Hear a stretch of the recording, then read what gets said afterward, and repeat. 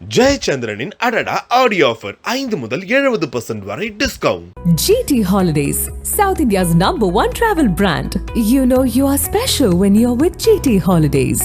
பழைய நகையை கொடுத்து வைட் 11 மந்த்ஸ்ல அதே எடைக்கு புது நகையை எடுத்துக்கோங்க. எக்ஸ்ட்ராவா ₹1 தர வேண்டாம். Magic old gold exchange. அப்படியே கவனமாக வச்சுட்டு சினிமா பார்க்கும்போது தான் டிக்கெட் எடுக்க முடியும். ஃபோட்டோ எடுத்து ஃபேஸ்புக்கில் போடுறது, ட்விட்டரில் போடுறது இல்லாங்க. சரி,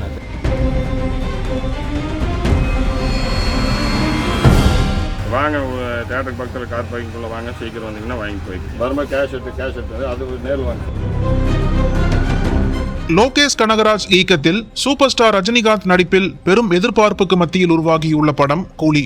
இந்தியாவின் முன்னணி நடிகர்களில் ஒருவரான அமீர் கான், தெலுங்கு நடிகர் நாகார்ஜுனா, கன்னட நடிகர் உபேந்திரா, மலையாள நடிகர் சௌபின் சாஹிர், சத்யராஜ், ஸ்ருதி ஹாசன் என பல பிரபலங்கள் நடித்துள்ளனர். அத்துடன் மௌனிகா உள்ளிட்ட படத்தின் பாடல்கள் அனைத்தும் ரசிகர்கள் மத்தியில் பெரும் எதிர்பார்ப்பை அதிகரித்திருக்கிறது. சன் பிக்சர்ஸ் தயாரிப்பில் அனிருத் இசையில் உருவாகியுள்ள கூலி திரைப்படம் ஆகஸ்ட் 14 அன்று உலகம் முழுவதும் வெளியாக உள்ளது. அதற்கான முன்பதிவுகள் தொடங்கிய நிலையில் அனைத்து மாநிலங்களிலும் டிக்கெட்டுகள் விற்று தீர்ந்து விட்டன.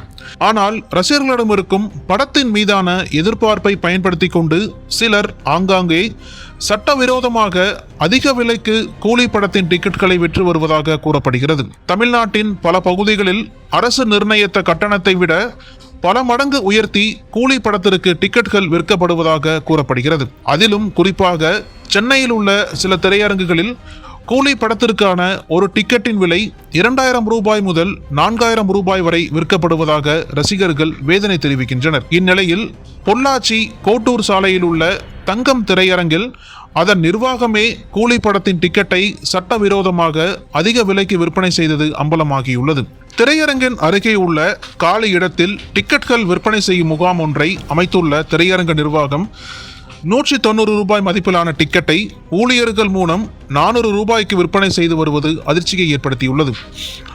இந்த சூழலில் அங்கு சென்ற ஒரு ரசிகர் திரையரங்க நிர்வாகம் முகாம் அமைத்து சட்டவிரோதமாக டிக்கெட்டுகள் விற்பதை தனது செல்போனில் பதிவு செய்து சமூக வலைதளங்களில் வெளியிட்டார். மேலும் அந்த வீடியோவில் பேசும் ஊழியர், கமுக்கமா வச்சுட்டு சினிமா பார்க்கும்போதுதான் டிக்கெட்டை வெளியே எடுக்கணும், இதை போட்டோ எடுத்து ட்விட்டர்ல போடுறது, ஃபேஸ்புக்ல போடுற வேலையெல்லாம் வச்சுக்க கூடாது, டிக்கெட் வேணும்னா கையில பணமா கொண்டு வாங்க, அப்போதான் டிக்கெட், ஜிபே எல்லாம் கிடையாது என்று சட்டவிரோதமாக விற்கும் டிக்கெட்டிற்கு கரார் காட்டுகிறார். நீண்ட காலமாகவே திரையரங்குகளில் அரசு நிர்ணயித்த விலையை விட கூடுதல் விலைக்கு டிக்கெட்டுகள் சட்டவிரோதமாக விற்கப்படுவது ரசிகர்களிடையே பெரும் பிரச்சனையாக உள்ளது.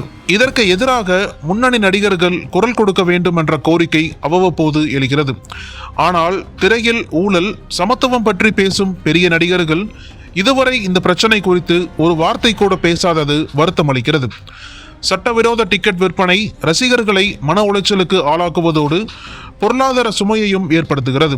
முன்னணி நடிகர்கள் ஒன்றிணைந்து ஒருமித்த குரல் எழுப்பினால் சட்டவிரோத டிக்கெட் விற்பனையை ஓரளவு கட்டுப்படுத்த முடியும் என சினிமா ஆர்வலர்கள் கோரிக்கை விடுக்கின்றனர்.